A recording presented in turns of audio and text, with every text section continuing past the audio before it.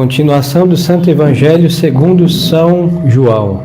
Naquele tempo disse Jesus a seus discípulos: Se me amais, observai os meus mandamentos. E eu rogarei ao Pai, e Ele vos dará um outro Consolador, para que fique eternamente convosco o Espírito de verdade, a quem o mundo não pode receber, porque não o vê, nem o conhece. Mas vós o conhecereis, porque habitará convosco e estará em vós. Não vos deixarei órfãos, voltarei a vós. Resta ainda um pouco, e depois já o mundo não verá. Mas ver-me-eis vós, porque eu vivo e vós vivereis. Naquele dia vós conhecereis que eu estou em meu Pai, e vós em mim, e eu em vós. Aquele que retém os meus mandamentos e o guarda, esse é o que me ama. E aquele que me ama será amado por meu Pai, e eu o amarei também, e me manifestarei a ele. Em nome do Pai, do Filho e do Espírito Santo. Amém. Louvado seja nosso Senhor Jesus Cristo. Podem sentar. A leitura é do Atos dos Apóstolos e nos diz: Naquele tempo, aconteceu que, estando Apolo em Corinto, Paulo, depois de ter atravessado as províncias superiores, chegou a Éfeso. E aí encontrou alguns discípulos e disse-lhes: Vós recebeste o Espírito Santo quando abraçaste a fé? E eles responderam-lhe: Nós nem sequer ouvimos dizer que há Espírito Santo. E ele disse-lhes: Em que batismo, pois, fostes vós batizados? E eles responderam: No batismo de João. Então disse Paulo: João batizou o povo com batismo de penitência, dizendo que crescem naquele que havia de vir depois dele, isto é, em Jesus. Ouvindo isto, foram batizados em nome do Senhor Jesus, e tendo-lhe Paulo imposto as mãos, veio sobre eles o Espírito Santo, e falavam línguas, profetizavam. Eram todos cerca de 12 pessoas. E Paulo, tendo entrado na sinagoga, falou com liberdade durante 3 meses, disputando e persuadindo-os acerca do reino de Deus. Louvado seja nosso Senhor Jesus Cristo. Estimadas almas, nós celebramos a vigília de Pentecostes, que os senhores acabaram de assistir, e essa missa conclui a vigília. É muito belo ver que a igreja faz praticamente tudo o que fez na vigília de Páscoa, porque nosso Senhor disse que havíamos de ser batizados no Espírito Santo. Não é um sacramento novo. Entenderam assim erroneamente os carismáticos com batismo no Espírito que eles tentam fazer, são batizados no espírito humano, no melhor dos casos, se não no espírito diabólico. Mas o batismo no Espírito Santo é o batismo que nosso Senhor instituiu, que é o sacramento que nós recebemos, graças a Deus. E a Páscoa também está vinculada ao batismo, porque São Paulo diz que quando nós somos batizados, a ideia é um batismo de imersão. Por quê? Porque quando a pessoa está submersa na água, ela está sepultada. E todos nós fomos batizados, ficamos sepultados pela água do batismo. E quando ressurge da água, ali sai uma criatura nova. Seja o batismo de imersão ou de ablução, que é o que nós praticamos na Igreja Romana. Em alguns lugares tem imersão por costume. Em todo caso, antes da água, pecadores. Durante a água, sepultados na morte de Cristo. E quando saímos da água, em nome da Santíssima Trindade, sai uma criatura nova. E por que então a vigília refaz praticamente a mesma do que a vigília da Páscoa? Para realçar a importância da presença do Espírito Santo na vida dos batizados. Primeiro, na vida da igreja, porque o Espírito Santo é a alma da igreja. Da mesma forma que a nossa alma dá vida para o nosso corpo, e sem a nossa alma, o nosso corpo é um monte de carnes que vão ficar podres, da mesma forma, uma instituição religiosa sem o Espírito Santo é um corpo em putrefação. Os senhores podem olhar qualquer agrupação religiosa que se diga católica e não é, e qualquer um que se diz cristão, porque fora da igreja não existe cristãos, eles crescem porque um corpo em putrefação incha e depois merma e fica o quê? Ossos ressecados. Esta é a história do arianismo, nestorianismo, vários ismos no priscilianismo nos primeiros séculos. Esta é a história do protestantismo, que fica entre modo sanfônico, incha e desincha. Mas, em todo caso, é um movimento de putrefação. E de qualquer outros ismos que não seja o catolicismo, todos incham e apodrecem. E foi movido por essa observação de bom senso que, quando a igreja estava crescendo nos primeiros séculos, o que aconteceu? Está no Atos dos Apóstolos. Um sumo sacerdote disse: se esta obra não for de Deus, ela acabará por si só, porque tiveram vários cristos falsos antes de Nosso Senhor, que é o verdadeiro e prometido. E os sumos sacerdotes viram que passaram vários, mas este Cristo que eles crucificaram era diferente dos outros. E a obra, o que aconteceu? Cresceu, dilatou, imperou, e é verdade que a igreja sofre um ocaso, mas é como a lua, mingua, mas não está em putrefação, faz parte de suas fases estar minguante e depois cheia. Mas os outros que não são católicos é putrefação, incha e apodrece e ficam ossos, resquícios da existência desta gente. Agora, queridas almas, sendo o Espírito Santo a vida da igreja, nós temos que limpar um conceito na nossa cabeça que está errado. E eu digo isso a nós que aqui estamos. Porque nós dizemos que existem duas igrejas católicas. Uma igreja católica verdadeira, apostólica romana, que instituiu Nosso Senhor, e uma igreja católica apostólica romana, que é ocupada pelo modernismo. Isso é um erro. Porque não existe uma igreja católica apostólica romana que seja modernista. Porque a igreja católica apostólica romana única que existe, ela está vivificada pelo Espírito Santo, onde não há lugar para ser modernista, para ser qualquer estupidez, qualquer absurdo, fora da verdade. E aí nós no credo rezamos o quê? Creio em uma só igreja católica, una santa católica et apostólica ecclesia. E de onde nós tiramos uma segunda igreja católica? Não existe. Aí como os senhores vão falar, padre, então o que está acontecendo? Os homens da igreja, porque a igreja é uma sociedade visível, composta de homens e de justos do céu, almas do purgatório no purgatório, e justos na terra e pecadores também batizados que professam a mesma fé. Os homens podem se apartar das moções do Espírito Santo. E é o que aconteceu com esta imensa maioria que se diz católica. Mas aos olhos de Deus isso é catolicismo? Não é catolicismo. Não pode existir uma igreja católica apostólica romana modernista, protestante, herética. Não pode existir, porque a igreja é infalível, indefectível. Então vamos usar a analogia. A igreja é um barco de São Pedro. O navio que atravessa os séculos em grandes tempestades, mas ele jamais conhece o naufrágio. O que aconteceu? Com a vinda do modernismo, os tripulantes se tornaram piratas, que saquearam o barco de São Pedro.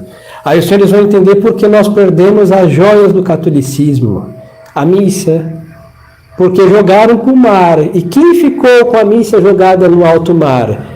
Aqueles tripulantes que também foram jogados no mar, porque eram fiéis àquilo que estava sendo lançado fora do barco. Por isso poucos, e os senhores são um desses, nós somos poucos que ficamos no mar, alto mar, com uma boiazinha para não afundar E aí nós temos o nosso altar, os nossos santos, as poucas relíquias que sobraram, alguns sacerdotes, mas nós não estamos fora do barco de São Pedro. Nós somos católicos.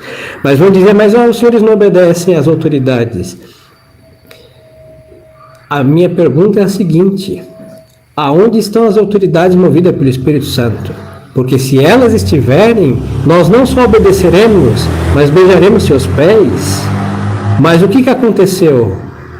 Desde que os tripulantes viraram piratas e lançaram as almas que não se submeteram a esta invasão na igreja de Nosso Senhor, católica, apostólica, romana, única, nós estamos em nossas boias, mas enquanto as nossas cordas estiverem presas ao barco de São Pedro, nós vamos ser católicos, eles querendo ou não.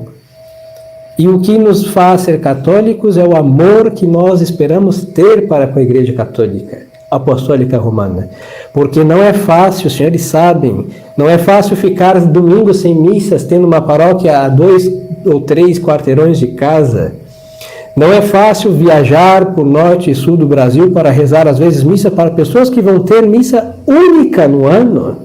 Os senhores, Deus nos trata com semelhante aridez, mas tem outros que estão nesse deserto eclesiástico e pastam, e não é fácil. E não é porque nós gostamos de sofrer, hein?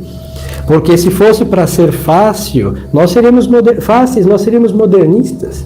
Eu estaria na minha paróquia, essa hora talvez nem sei o que estariam fazendo, jogando truco, talvez, e os senhores estariam todos assistindo às televisões, as estupidezes que passam, e aí amanhã teria um auê, que é o dia do Auê, segundo Pentecostes no modernismo, e todos estaríamos muito felizes segundo o mundo. E seria o quê? Muito mais fácil para todos nós. Mas o amor, a verdade, nos faz ir aonde ela estiver. E o que fizeram com a verdade católica? Arrancaram do barco de São Pedro e jogaram ao mar. E nós vamos até ela, porque essas coisas não podem naufragar. Essas coisas não podem ser destruídas. Então, qual é o nosso habitat natural? O barco de São Pedro. Aí vão dizer, mas os senhores não estão unidos a nenhum... Sim, mas eles estão unidos ao Espírito Santo? Porque se eles estivessem unidos ao Espírito Santo, não teriam destruído o que o Espírito Santo suscitou na igreja em 2000 anos. E os senhores sabem que não é mudar a missa e simplificá-la, não é dar outras e novas funções ao sacerdócio. Foram destruídas as coisas de sempre e no seu lugar ficaram coisas incompatíveis com as que eles destruíram. Este é o grande problema. Mas, queridas almas, quando o nosso Senhor, que é Ele que governa os ventos que sopram nas velas de São Pedro, quando o nosso Senhor determinar, e isso compete à sua onipotência, e eu não quero prescrutar, e nem deve ser a nossa presunção, quando Ele estralar o dedo, os piratas vão afogar, e os que estão em suas boias, segurando seus altares, suas pedras d'ara, suas velas e suas vigílias, seus breviários e seus missais de sempre, vão ocupar de volta os postos que nos compete como almas que somos do barco de Cristo, porque Ele que nos pescou do mar da vida para estar nos cestos de São Pedro no barco de São Pedro. Então não tenhamos o constrangimento, o que os outros pensam de nós, queridas almas, isso não importa nem para Deus e não deve importar para nós, porque o pensamento dos outros não acrescenta um fio a mais em nossas cabeças calmas, pelo menos a minha, dos senhores estão bem ainda. E não pode aumentar ou diminuir um mérito dos poucos que temos, se nós não damos importância ao que os outros pensam, mas que nós somos católicos graças ao Divino Espírito Santo, porque não fomos nós que destruímos o altar de Deus, não fomos nós que adulteramos o credo, não fomos nós que negamos verdades do Evangelho e do Magistério de 2000 anos, e assim, eles querendo ou não, nós somos católicos, apostólicos, romanos, e esta graça só pode se perder sendo um apóstata. Por isso nós devemos, no meio do mar, na nossa boia, para não afundar, clamar pelo Espírito Santo. E é um grande desconhecido entre nós, hein? Eu não estou aqui combatendo devoção de ninguém, mas nós temos muitas devoções, graças a Deus. Mas a devoção ao Espírito Santo acaba sendo somente nessa época de Pentecostes. Eu não digo só de novenas e práticas exteriores, mas de invocar o Espírito Santo. A começar antes de nossas orações, com aquela famosa e breve oração, vinde Espírito Santo, enchei os corações dos vossos fiéis, etc. E na hora das dificuldades da vida, clamar pelo Espírito Santo. E antes de estudar a religião, clamar o Espírito Santo. Antes de vir à missa, clamar pelo Espírito Santo. Porque nós não afundamos, não é por causa de nossa pobre boia no mar da vida. É por causa do vento do Espírito Santo que não sopra ondas para afogar aqueles que estão lutando para não submergir no mar da vida. Então nós devemos muitíssimo ao Espírito Santo. Nós não estamos aqui porque nós queremos, e não porque somos dignos, pelo contrário, nós não somos dignos de nada dessas coisas, mas é uma bondade do Divino Espírito Santo que Ele escolheu a nós que aqui estamos, e sabe Ele por quê? Porque talvez se estivéssemos no mundo, seríamos piores inimigos dEle. Então, para justamente não merecer semelhante castigo, Deus nos prendeu e aqui estamos, de bom grado, e assim seja. Mas para perseverar nestas boias e não afundar, nós necessitamos uma devoção sincera ao Espírito Santo e clamar por Ele. Porque quem clama por Ele são os inimigos dele, o carismatismo, o protestantismo e tantos eufóricos e desequilibrados em sentido religioso, fanático, e as almas que necessitam, para perseverar no pouco bem que está a fazer, o Espírito Santo é um grande desconhecido. Então clamemos e tenhamos a adoração, porque Ele é Deus com o Pai e o Filho, para com o Divino Espírito Santo. E nos prostremos diante dEle e peçamos que Ele nos mova para guardar os tesouros que no mar desta crise da igreja nós podemos agarrar, mas guardar, porque um dia vamos ter que devolver para o barco de São Pedro, porque esses tesouros são da igreja, não são nossos. Então peçamos, queridas almas, nesta oitava que começa hoje, a graça de sermos movidos pelo Divino Espírito Santo. E como prática de devoção exterior, eu recomendo, porque a partir de amanhã a missa tem uma sequência chamada. E essa sequência é muito bela e diz o seguinte: vinde, ó Espírito Santo, e mandai lá do céu os raios da vossa luz. Vinde, ó Pai dos pobres e de todos os dons caudal e sol das nossas almas. Ó Consolador Supremo, hóspede dos nossos corações e refrigério dulcíssimo, vós sois a paz na luta, na turbação a calma, a nossa dor, para a nossa dor o bálsamo. Ó Santíssima Luz, inundai as entranhas e os corações dos vossos fiéis. Sem a vossa proteção nada há no homem, sem jaça de pecado. Lavai o que é impuro, fecundai o que é estéril, e o que está ferido, curai-o.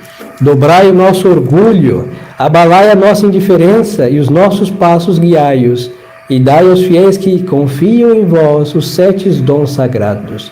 Assim que com essa breve oração, queridas almas, nós encontramos solução do alto para tudo que nos toca viver neste vale de lágrimas.